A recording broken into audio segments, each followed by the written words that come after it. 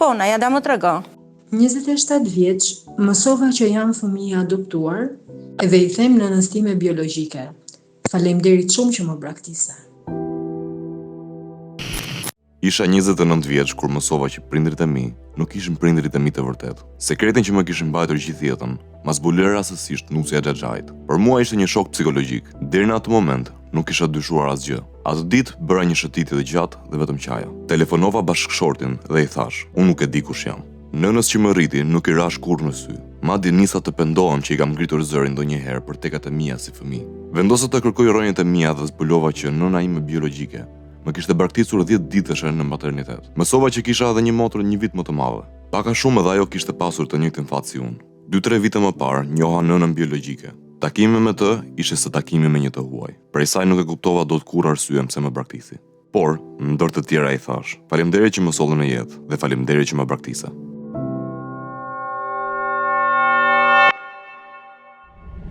Kjo është historia e një vajze e cila për 29 vite ka jetuar me një gënjeshtër të madhe. Dhe atëherë kur nuk e priste, gjithçka që besonte se ishte jeta e saj reale, ju shemb. Vjen sot në seanca e parë, anonim dhe me pseudonimin Najada, për të ndarë historinë e jetës së saj. Najada, përshëndetje. Përshëndetje. Më lejo të pyes se si është të jetosh 29 vite me një të vërtetë e cila të është fshehur dhe befas kupton që ai kapitulli i jetës tënde që ti kishe besuar se ishte ndërtuar ashtu është krejt ndryshe. Tani nuk është as pak ndjesi e lehtë për të përshkruar, psikologjikisht ti shkatërrohesh nga ana psikologjike, nga ana emocionale, ti ke ndërtuar një imazh të vetes bazuar mbi një familje me të cilën je rritur edhe mendon që ti përket asaj familje, pra në gjakun tënd ke element karakteristik të asaj familje, sepse i ngjan xhaxhit apo hallës apo dajës, ku diun, apo prindërve të tu. Dhe pastaj ti mbetesh bosh kur merr vesh që s'ke lidhje fare me ata, po thjesht janë të mbivendosur në jetën tënde, në rastin tim për mirë. Kanë kaluar disa vite Najada tashmë kur ti e ke zbuluar këtë të vërtet, por sot kush je ti? Si e gjen veten sot në raport me gjithë çfarë ka ndodhur në jetën tënde? Veten time e gjej ashtu siç u rrita. Një person i dashur, i mirë, me energji të mirë, me virtyte të mira, dhe që fal Zotit ndodhi kjo që ka ndodhur. Najada, kur sot ti thua familje, kë ke parasysh? Kam parasysh prindrit që më rritën, kam parasysh veten time dhe familjen që un kam sot. E ndjen ndonjëherë veten sikur ndodhesh midis dy realiteteve? Jo, as pak. Jo, sepse jam në një moshë në cilën i kupton gjërat. Do të thënë nuk është se kjo mua më ka ndodhur në një moment të caktuar, kur unë kam ditur se me çfarë të përballem. Unë sot jam 40 vjeç dhe në rastin konkret, si thua që ke ndarë shapin nga sheqeri dhe e di shumë mirë çfarë është jeta. Kështu që nuk është se kam ndonjë traumë. Dhe ka ndikuar kjo e vërtet ky zbulim që ti ke marrë në moshë madhore në mënyrën se si je ti sot si nën, si bashkëshorte, si fëmijë në raport me prindrit? Ka ndikuar jashtëzakonisht shumë, sepse nëse deri në momentin që unë mora vesh që unë nuk kisha 7 vjeç, nuk kisha lindur akoma një fëmijë, i kisha kështu si të paprekur gjërat, si në ajër, në momentin që ti bëhesh nën, edhe kupton se si mund të lësh një fëmijë apo ti unë ta braktisësh një fëmijë, aty fillon edhe pastaj e kupton, e bën më të prekshme. Kështu që kur bëhesh nën vet, i kupton shumë herë më shumë këto çështje. Dhe në fakt ty të ka ndihmuar të çlirohesh apo të ka dhëmbur fakti që je braktisur që në lindje? Kur je bërë nën vet? Më ka dhëmbur është dualitet, them unë.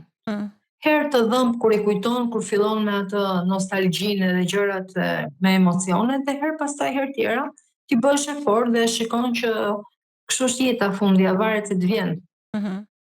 Kthehemi pak tek Najada 29 vjeç. Kur ti befas mësove që nuk i përkisja asaj familje ku ishe rritur, pra biologjikisht ishe fëmijë i dy prindërve të tjerë. Si e mësove lajmin një herë? Nuk kam marrë vesh dhe nuk kam ditur asnjë gjë deri në atë moshë, sepse jam rritur me një dashuri të jashtëzakonshme nga prindrit cilët më rritën. Dhe unë ata konsideroj prindër për ta ndarë që në fillim këtë pikë. Unë isha e ftuar tek xhaxha im në Durrës, për një drek familjare. Isha unë vetëm unë dhe ai dhe bashkëshortja e tij. Dhe ai kishte bërë një përmbledhje, një libër për familjen e kështu me radhë, unë duke qenë shumë e lidhur pas familjes dhe pas jetës së tyre, mënyrës se si ata kishin bërë gjërat në jetë, i kisha si shembuj në fakt, sepse jam për të pas shembuj. Dhe i them që e dua dhe unë këtë librin. Më thotë Xhaxhesha që po për ty është ke problem që për ty shkruhet ashtu në libër? Kjo ishte pyetja. Dhe unë nuk di asgjë dhe i them ç'a shkruhet, ç'a ka. Edhe në atë moment tha që ti nuk je fëmia e prindërve të tu, domethënë. Aty unë jam shokuar, arrita ta kontrolloja veten, hëngra dhe drekën. Wow. Sa mirë pas ke mbajtur veten. Patjetër që më ka shokuar, po nuk e di, është ndoshta vetë kontrolli im, fakt nuk isha e vogël, nuk isha adoleshente që mund të shpërtheja, 29 vjeçë nuk je e vogël, domethënë. Edhe kështu e përmbajta veten sigurisht, mbarova gjithë atë bisedën, as nuk e ceka fare në momentin që erdhi Xhaxhai. Pavarësisht se ajo më Mbarove bisedën, po si mundet të drekoja, të kalonin kafshatat poshtë. Gjëra që ndodhin. Pastaj e shiko, kur je rritur me shumë dashuri dhe kur gjithë ata, secili nga ata ty të ka dhënë dashuri për gjatë gjithë jetës, ti nuk e mbi vendos urrëtitjen apo çdo lloj gjëje tjetër të momentit mbi ata njerëz. Do të thënë, vlerësimi që un kam për ata është shumë herë më i madh nga çdo lloj gjëje që un mora vesh. Për një moment nuk tu trondit ajo ndjenja e përkatësisë, ajo frika se mund të humbisje familjarët e tu, Xhaxhain ku ti ishe duke drekuar me familjen e tij. Jo, fare. E more vesh lajmin, hëngre drekën, më pas çfarë ndodhi? Zbrita poshtë, pastaj bëra një xhiro shumë të gjatë me orë të tëra buzdetit, sigurisht ka qenë dhe korrik, ishte vatë në fakt. Edhe mbaj mend që kam qarë shumë, sigurisht se është normale. Pastaj sigurisht telefonata parë ka qenë e bashkëshortit dhe mbaj mend që i kam thënë diçka të tillë që unë se di kush jam. Po reagimin e tij e mban mend? Po, më mbaj mend që thënë nuk ka problem, do e diskutojmë, me thënë gjëra të tilla. Do ta loja pak sigurisht. Po Jona. Ja do ndaloja pak të kjo pyetje që i ke bërë vetes, nuk e di kush jam. Dërgonte ndonjë ide? Çfarë po ndodhte, domethënë ishte vetëm kjo pyetje apo kisha diçka tjetër në mendje? Një boshllok, domethënë ti nuk di nga vjen, nuk di kush je. Vije nga një drek ku kishe shumë njerëz prezent aty që po i analizojnë mendjen tënde, këta gjithë më duan. Por nga ana tjetër tek ty ndodhi edhe një dualizëm, fillove të dyshosh pak. Po. Aty është një boshllok që ti do pastaj që të dish çfarë ke, do të hapësh një dritare për tani për të parë se kujt i përket, nga ke ardhur. Erdi direkt ky kurioziteti jot për ta ditur se nga vjen? Kush janë prindrit e tyre? Jo, pas disa vitesh, unë atë kohë isha dhe avokat, shtroja dhe avokatinë, isha goxha profesionalisht e përmbushur dhe nuk e kisha problem. Pastaj një moment më dha mendja. Po, do ndalemi pak më vonë Ajada, po për të mbetur pak te kjo pjesa se si ti u përballe dhe pyetja që ti i shtrove vetes, kush jam unë? Duke u përballur në telefonat me bashkëshortin tënd, unë dua të pyes Jonën dhe mbetemi përsëri në bisedë këtu. Jona, çfarë ndodh me identitetin e një personi kur në moshë madhore mëson që jeta e tij nuk është ajo që ka menduar deri tani dhe ai nuk është fëmijë atyre prindërve që ai ka menduar se u ka përkitur. Identiteti ne mendojmë ndonjëherë kur shojmë atë kartën, themi është emri mbi emrit dhënat që janë aty, por në të vërtetë është më shumë se kaq. Në aspektin psikologjik shkon përtej dhe ka një konstrukt të brendshëm, cili nëse për shembull në rastin konkret merret vesh që ti nuk i përket, sepse është ndjenja përkatësisë, nuk i përket asaj që deri më tani i rritur me idenë si përkisje, fillon të tronditet. Dhe ti duhet ta rindërtosh ndonjëherë nga e para. Prandaj vjen ajo pyetja kush jam unë? Domethënë sepse ndjenja përkatësisë është një nga nevojat emocionale ndoshta më të rëndësishmet që ne kemi pas besimit, krijimit të besimit, të sigurisë që marrim kur lindim. Dhe të ndodh një tronditje e tillë në këtë moshë ka ndodhur Ajadës, nuk është e lehtë sepse ajo tashmë kishte krijuar këtë identitet, pra është rrëfimi që ne i themi vetes kush jam, e ndërton si me veten, si ta thonë edhe të tjerët. Dhe në këtë moment asaj duhet tani që të përballet me rifutje të reja, por që është një shtyllë shumë e konsoliduar. Pra nuk është fleksibël siç mund të ndodh tek një fëmijë. Pra këtë doja të pyesja, më mbërritet pikërisht në pikën ku më ngre dhe mua kurreshtjen. Është më vështirë të përballesh në moshë madhore apo kur je fëmijë me një të vërtetë të tillë? Kur je Ne fëmijë. mendojmë që fëmijët nuk duhet të dinë gjëra të tilla ose mundohemi t'i mbrojmë, por në të vërtetë fëmia e përshtatet me këtë njohuri të re që ti i jep. Dhe brenda se shtyllës të konsoliduar që po thonim, që vjen dhe bëhet shumë e ngurtë me kalimin e viteve, kur ne jemi fëmijë, jemi në gjendje që ta përshtasim gradualisht derisa fillon edhe bëhet pjesë e identitetit ton. Pra jo pyetja kush jam unë nuk fillon në moshën 29 apo 40 vjeç, por fillon në moshën 5-6 vjeç dhe ti je më i përshtatur, pra je më i mësuar me ndryshimin. E kuptoj. Pra siç ndodh në këtë rast, marrja veshet i lajmi në këtë moment e vështirëson shumë këtë proces, sepse Najada në fillim tha është okay, pra unë pashja ishin ato njerëz të aty rreth rrotull më duan, por sidoqoftë pikpyetjet janë të mëdha sepse ty të është prekur gjë më e rëndësishme identiteti. Po, dhe në fakt do doja shumë të ndalesha te kjo pjesë. Po, patjetër. Në historinë shqiptare, domethënë ne kemi shumë fëmijë që janë rritur nga gjyshër, janë rritur nga të tjerë, jo prindrit, dhe Hallatezja ka ndodhur. Dhe prandaj janë prekur dhe ndikimet e shikojmë ne në terapi, jashtë mund të perceptojnë ndryshe nga njerëzit e tjerë, po mënyra se si këto vështirësi shfaqen janë shumë më të thella se aq. Pra mund të jetë një shfaqje e ndonjë ankthi apo ndonjë shqetësimi tjetër, por në të vërtetë qëndron një pasiguri e madhe e ndërtuar dhe ardhur prej kësaj, pra kur preket identiteti.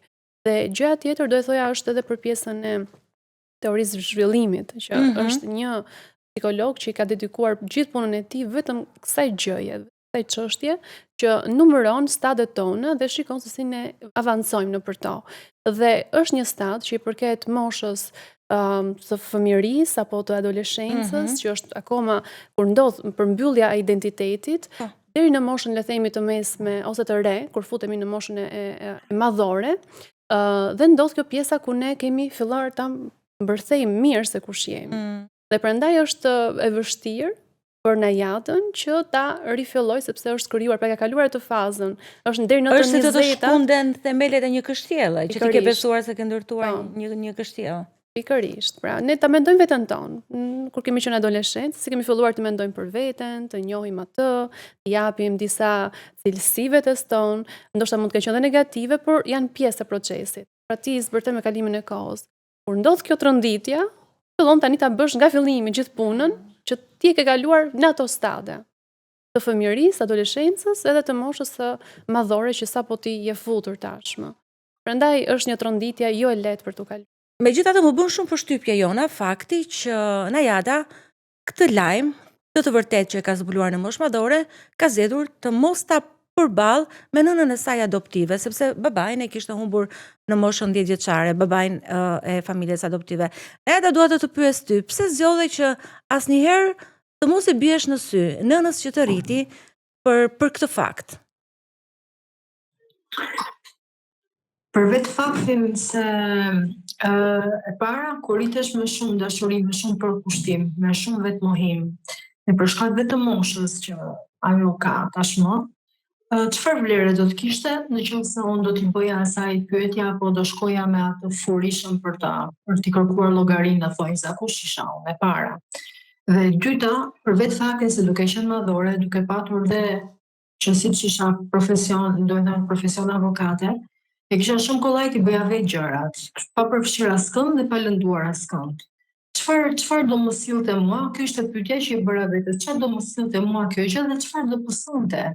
Sepse unë një person që t'ka rritur, t'ka mbajtur aq afër gjithë jetën, pa përkushtuar jetën, në momentin që ti përballesh dhe shkon i thua pse ke bërë ti këtë gjë, ajo nga ana psikologjike, ai person ka jetuar gjithë jetën me këtë gjë dhe ajo e ka përvetësuar, e ka të veten këtë gjë. Megjithëse nuk do prisja vetëm veten time, po do i bëja dëm dhe një personi i cili ka fal jetën. Patjetër që ti je një person shumë pozitiv përderisa ai shikon gjërat në këtë këndvështrim.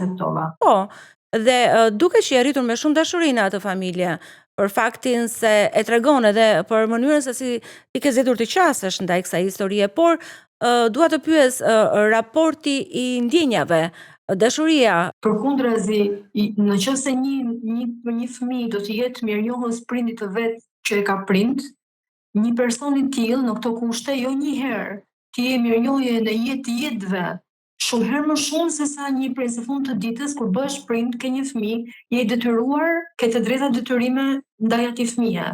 Kurse kur je në rast të tillë, ti ke marr vetëm të drejta, ti ke marr vetëm s'ka pas fare detyrim tjetri të të rrisë ty në fund të ditës. Edhe të ka dhënë gjithë jetën, unë kështu e kam konceptu këtë gjë. Edhe nuk isha jo vetëm që i dash isha shumë herë më shumë mirënjohëse, po më vinte çdo herë që mendoja kaloja në përmendje, çdo fjalë të tepër që mund t'i kisha thënë apo çdo bërtikje e momentit, sepse ndihesh fajtore që kundrejt një personi që t'ka bërë kaq mirë në jetë, ti mund t'ishe sjell për gjëra të vogla, nuk e di, me sjellje arrogante, e zon. Ke dashur të ruash ekuilibrin, me sa kuptoj, në familje, edhe pse pikpyetjet tek ty qëndronin të hapura. Ti me veten vazhdoje të mendoja. Vazhdoja të mendoja, po e keni parasysh, unë tani isha e formuar, nuk është se isha e lëkundur në personalitetin tim si individ, po flas, jo nga preardhja, po si isha formuar unë, nuk e kisha problem këtë gjë. Edhe pastaj fillova të mendoja mas janë 2-3 vjetësh, thash po unë bëj punë për gjithë njerëzit, nuk do bëj punë për veten time, edhe pastaj fillova të bëja hetimet e mia. Nga janë nisa? Patjetër nga gjendja civile. Certifikatat janë baza. E gjeta? Gjeta, po. Mora një certifikat nga gjendja civile, time personale, dhe poshtë e gjeta me një shënim që thoshte vlerësuar me vendimin kaq e aq, edhe pastaj sigurisht duke qenë në fushës, i hyra me themel, i gjeta të gjitha vendime, gjithë dokumentacionin, edhe pash pastaj çdo lloj gjëje si ku isha, me kë isha, si ku kishta lindur, kur isha braktisur, e gjitha me radhë. Çfarë zbulove? Çfarë kishte ndodhur me ty? Atëherë zbulova që nëna ime kishte edhe një vajzë tjetër, 1 vit më të madhe nga unë, nëna ime biologjike flasëm, 1 vit më të madhe nga unë, lindur në 84. Pastaj mua më kishte lënë në moshën 10 vjeçë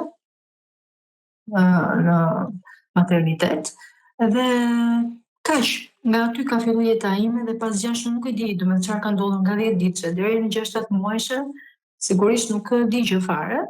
Di vetëm që në moshën 7 muajshe, 6-7 muajshe, prindrit e mi adoptiv më kanë marrë nga shtëpia e fëmijës tashmë në Tiranë dhe janë bërë në fëmija e tyre. Po shtoj këtu edhe një element që kishin luajtur aq shumë për ta bërë këtë procedurë, sepse në kohën atëherë, pra në vitin 86-87, nuk vlerësoheshin fëmijët kur njëri nga prindërit ishte i përndjekur politik. Dhe ti njëri nga prindrit adoptive ke pasur të përndjekur politik? Edhe domethënë kishin vuajtur se kishin bërë zgjidhjen e martesës, pastaj kishte bërë mami im këtë gjën, vlerësimin, pastaj ishte rimartuar, domethënë një peripeci gjyqësore vetëm për të arritur këtë qëllim. Pra, dëshirën e tyre është të madhe për të patur një fëmijë. E kuptoj ndjesinë, nëna jote biologjike nuk e pati problem fare të braktisë dhe të lërë 10 ditë në maternitet, ndërkohë që prindrit që të adoptuan dhe të rritën bën një sakrificë kaq të madhe vetëm për të pasur. Tani e kuptoj edhe mirënjohjen që ti ke ndaj tyre përveç faktit që të kanë rritur mirë dhe me shumë dashuri. Po dua të kuptoj pak, a pate interes edhe kureshtje për të njohur nënën biologjike? Nise të kërkosh për të? Patjetër që pata, jo për afeksion, nuk të prizën fare, as aso kohë dhe sot që e njoh prej kaq kohësh. Nuk flasin për këtë gjë, flasin vetëm për faktin që njeriu thjesht do të di nga vjen. Me thënë, kujt i përket historiku jot, nga ke ardh, kush janë familjarët e tu. Biologjia jote, për të kuptuar biologjinë tënde. Sepse ajo pyetja që të bëhet që a ke këtë lloj sëmundje në familje? Edhe ti e zëm, je një blockout, aty se ti zdi asgjë nga vjen. Kështu që vetëm kjo më ka çuar kuriozitet.